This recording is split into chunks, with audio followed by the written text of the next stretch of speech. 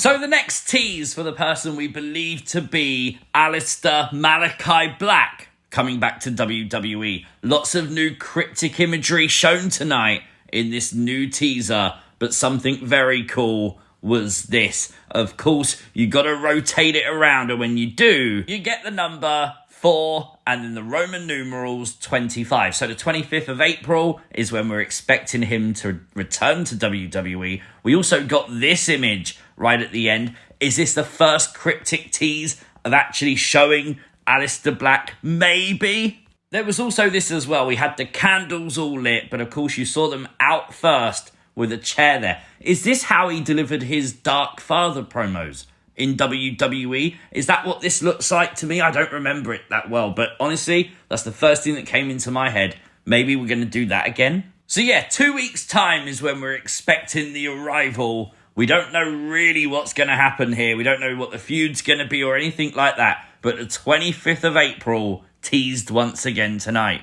This is things you might have missed from WWE Smackdown. Make sure you hit the like button, and if you are new to the channel, hit the subscribe button too. A fired up Cody Rhodes was on Smackdown tonight, and he decorated the ring full of WWE championships from the past. That was really cool. I really like the nods to the legends as well that he spoke about. Really cool to hear. But this segment was all about John Cena, obviously, and it was all about the fact John Cena wants to take that World Championship home. He doesn't want it to be a thing in WWE anymore. John Cena wants to be the final WWE champion. Yes, during this segment, Cody did mention Brock by name. He just said the word Brock, though, not Brock Lesnar. I really don't think it means anything apart from the fact they have to reference it for Cody's story to make more sense. I really like this segment, but Cody mentioned something about his time coming up soon. Is that foreshadowing the fact that Cody might lose the championship at WrestleMania?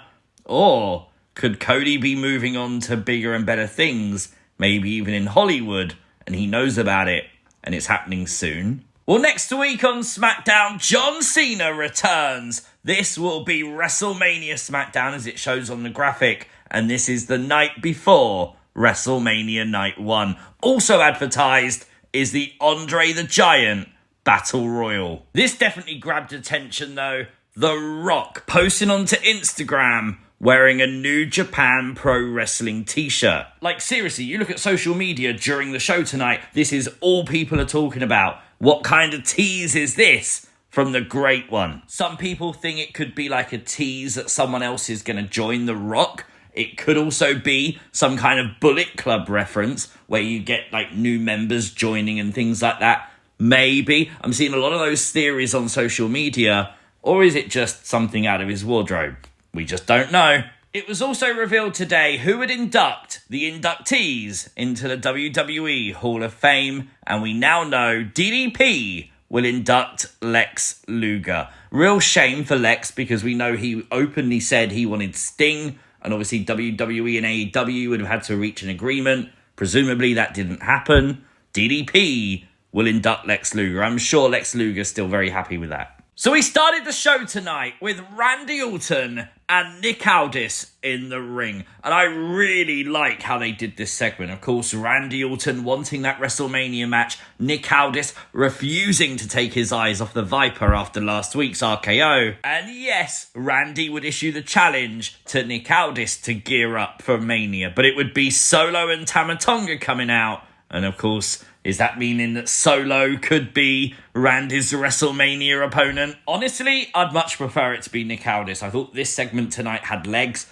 bringing up Mickie James and how he'd have to apologise to her and stuff like that. That was a really nice line from Randy Orton. This kind of does feel like a little bit of a feud already, you know what I mean? Well, Randy was a marked man 2-on-1, but it would be LA Knight coming out to make the save. And of course, this would set up for tonight's main event, a tag match between Solo and Tama versus LA Knight and Randy Orton. Bayley and Lyra would be the first team in tonight's women's tag team gauntlet with the tag team champs, Liv and Raquel, sat at ringside. The second team out was Shayna Baszler and Zoe Stark, Pure Fusion Collective.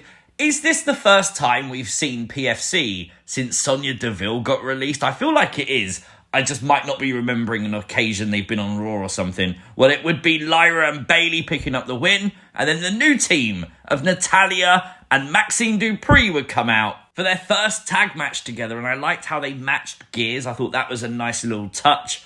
But of course, this match wouldn't go to plan for them either. Maxine Dupree's inexperience as she tried to impress Natalya would actually cost her as she got rolled up. Bayley and Lyra would win again, and the problems between Natalya and Maxine begin. Is this just teething problems? Will they pull it together to become a proper tag team? Next out was Kayden and Katana, and I thought this little mini match was actually really good. That corkscrew dive through the ropes by Kayden was insane. Absolutely beautiful, but it would be once again Lyra and Bayley winning. The team of B-Fab and Mishin was the next team out, and it didn't go well for them as Bayley and Lyra would win again. Then it was the Secret Harvest. Definitely match of this gauntlet for sure. It had great wrestling and some great near falls that just made you believe the match was over. So that was very well done. It was Bayley and Lyra who would pick up the win. And there is your WrestleMania match for the Women's Tag Team Championships.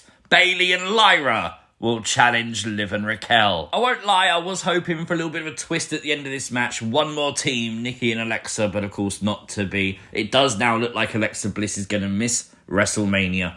Part of me is like, nah, that's really suckish. Do you know what I mean? But then the other side of me is like, okay, well, if things aren't in place, I'd rather WWE wait to get this right.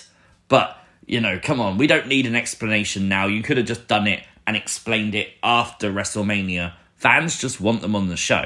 It's official, a Sin City street fight at WrestleMania 41 as Damian Priest will go one-on-one with Drew McIntyre. And tonight, things got even more personal. The two would brawl once again tonight on SmackDown, actually inside the arena though. Drew McIntyre would then cut a promo, revealing he doesn't need the eye patch. He's 100%. Damian would attack Drew, but Drew would have the last laugh with that Future Shock DDT onto the steps. Damian was out of it, and Drew would steal Damian's necklace. What is it with Drew McIntyre and people's jewellery? Like, all the time. Ray Phoenix was back in action tonight for his second match in WWE against Berto. Really solid, good match between these two. Maybe match of the night. Definitely a great performance from Berto. Highlighted him perfectly. Ray Phoenix got the win. But the story after the match, though, Santos Escobar coming out. Is he trying to recruit Ray Phoenix for Legado? I feel like we know where this is going to go, though, right? He's going to feud with the entire Legado group and eventually have the match with Escobar, right? We had an appearance from Hacksaw Jim Duggan tonight. This was, though, in a commercial for Snickers. The person that starred in the commercial, Carmelo Hayes. So hopefully that's a very good sign for him. We'd see Mello again a little bit later with The Miz as they confronted the Street Profits. Obviously, Miz and Mello angry that the Tag Team Championships are not being defended at WrestleMania, and they came to put the Street Profits on notice. I hate to say it, but Miz has a point. Next week is when the Tag Team title match will happen with the Street Profits and Motor City Machine Guns. And honestly, SmackDown's tag division has cooked recently, and it's not going to be featured at WrestleMania. That really does suck. Once again, we'd see Santos Escobar talking down to Berto after losing to Ray Phoenix, and Andrade trying to pick him up once again. Is this going to be a split? It's going to be at this point, isn't it? Legado's going to split in one way or another. Humberto not interested tonight, but we'll see how it goes. So before SmackDown even went on the air tonight, we saw social media footage from fans of Charlotte Flair and Tiffany Stratton brawling in the parking lot. We'd hear from the commentary team that Charlotte Flair was sent home and punishments were being given out because of what happened last week on SmackDown and the fact they crossed the line with the parking lot brawl. Tiffany would have an interaction backstage with Roxanne Perez tonight, and Roxanne was there to basically say, look, if they can't handle business, I'll step into the world title match at WrestleMania. So, is it possible they actually cancel Tiffany versus Charlotte? I don't think so. Well, this confrontation would lead to a match between the two tonight. And of course, Tiffany Stratton would win the match, coming out on top. And then the sent home Charlotte Flair would attack Tiffany after the match, sending her over the announce table with only Wade Barrett able to break up the brawl. Wade Barrett really got in the way of that one. I wanted to see them fight, goddammit. We also got confirmation tonight that all the matches you see on screen right now are taking part Saturday as part of WrestleMania Saturday, including Gunther versus Jey Uso. And WrestleMania Sunday's card looks even more stacked. Drew versus Damian, the Intercontinental title match. And of course we go all the way through to that women's triple threat match, followed by Cody Rhodes and John Cena. Honestly, very hyped. LA Knight and Randy Orton would win their tag match in tonight's SmackDown's main event. But during the match, we'd see Randy going off, brawling with Solo. Is that a hint of the WrestleMania match? I do feel like it's going to be. Afterwards, we'd see Jacob Fatu attack LA Knight, laying out the champion. Is it Jacob's time? Will Jacob win the US title at WrestleMania? I hope so. I didn't dislike this show. I just feel like there's multiple segments on it that didn't feel like it was hyping up WrestleMania. Do you know what I mean? For me, a 7 out of 10 tonight. Let me know your thoughts in the comment section down below. If you are new to the channel, hit the subscribe button, like the video, share the video, and I'll see you next time. Peace!